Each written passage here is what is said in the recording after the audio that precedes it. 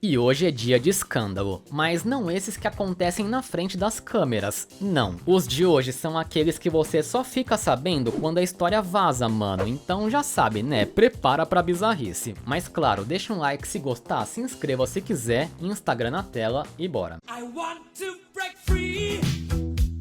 Se você era criança no começo dos anos 2000, com certeza conhece os Teletubbies. E se esse for o caso, sabe também que a série é super inocente, tô errado? Até porque o público-alvo sempre foi a gurizadinha mais jovem.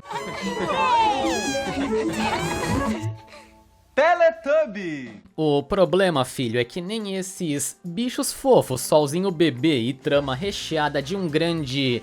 nada foi o suficiente. Um pastor chamado Jerry Falwell conseguiu achar polêmica na série. E não tem que ser nenhum gênio pra saber do que se trata, né? O artigo Alerta aos pais, Tinky Winky sai do armário foi escrito pelo doido. Que papo é esse, Willis? Na ocasião, ele afirmou que o boneco roxo era homossexual e que isso influenciaria as crianças de forma negativa. E como ele chegou a essa incrível conclusão? Então, como Tinky Winky era dublado por um homem, ele imaginou que o alienígena com TV na barriga também seria macho, por assim dizer, mas como ele é roxo, que seria a cor do orgulho gay, tinha uma antena triangular na cabeça, que seria uma espécie de símbolo gay, e carrega uma bolsa vermelha, ou seja, um acessório feminino, aí o Tico e o Teco do cara resolveram trabalhar e a conclusão foi tomada. O pior é que chamou a atenção, tá? Geral discutia sobre isso na época, e eu que estudava na famosa escola adventista, mano,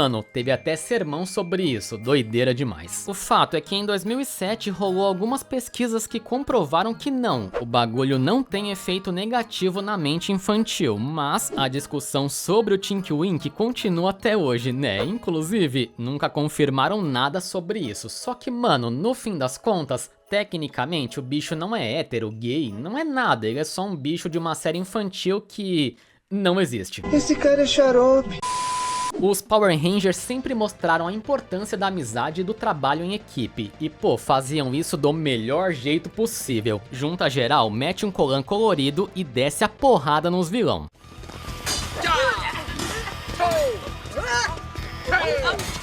Mas isso era só nos episódios, porque por trás das câmeras a coisa era feia, filho. Se você assistiu o primeiro Power Ranger lá dos anos 90, vai se lembrar que o Ranger Azul deixou a equipe pra morar em outro planeta, ok? O que a gente não sabia na época é o real motivo da saída do ator. David Yost, o mano que fez o Ranger Azul, disse numa entrevista que nos bastidores, rapaziada zombava dele por... ser gay. Mas assim, não tô falando de uma zoeira normal entre amigos, não, era bullying pesado mesmo, saca? Tanto que tiraram David da série por causa disso. O ator disse ainda que ganhou vários apelidos de merda, mas o mais conhecido era Fada. Pra você ter uma ideia de como isso foi longe, o mano chegou a tentar a famosa reversão de sexualidade na igreja, o que, bom, só serviu pra criar mais traumas no cara. E pra piorar, o ator Bryan Cranston, o Sr. White de Breaking Bad, que tinha trabalhado como dublador em Power Ranger, fez uma piadinha sobre o caso que só piorou o rolê. Quando falaram que o Ranger Azul tinha recebido seu sobrenome, ou seja, Billy Cranston, ele brincou dizendo que era uma pena, já que ele era uma fada. No fim das contas, o Heisenberg pediu desculpas e hoje, apesar dos traumas, né, David Yost é reconhecido como um dos principais Rangers da série.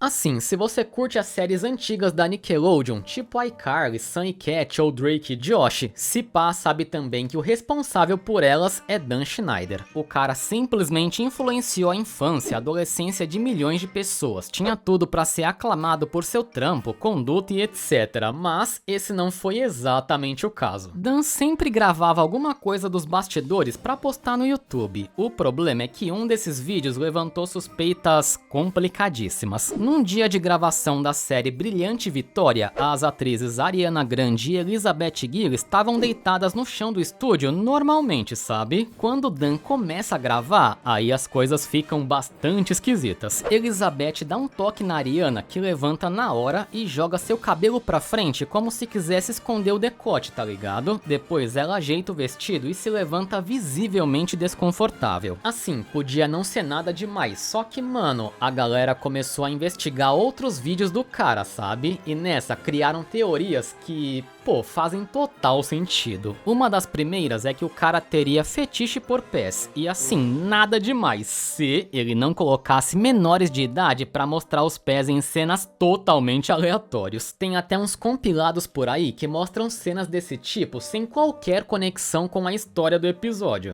Check this out.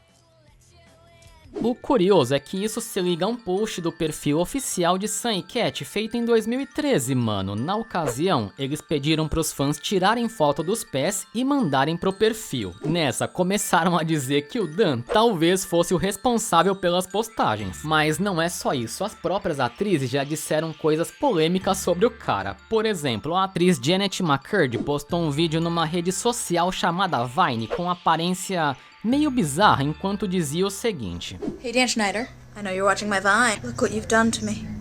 Só que assim, a teoria começou a fazer mais sentido ainda quando um amigo e parceiro de Nickelodeon chamado Brian Peck foi preso por abusar de menores de idade, o que inclui um ator da emissora que preferiu não divulgar seu nome pra não atrapalhar a carreira, né? Inclusive, esse Brian era dono desses acampamentos de verão, saca? E mano, lá aconteceram coisas sinistras. No fim, apesar das denúncias, Dan Schneider nunca foi julgado ou preso, mas acabou demitido. O curioso é que a Nickelodeon negou que a causa da demissão fosse pelas polêmicas, mas aqui ninguém é trouxa, né? Pelo menos eu acho que não. Enfim, é bizarro demais.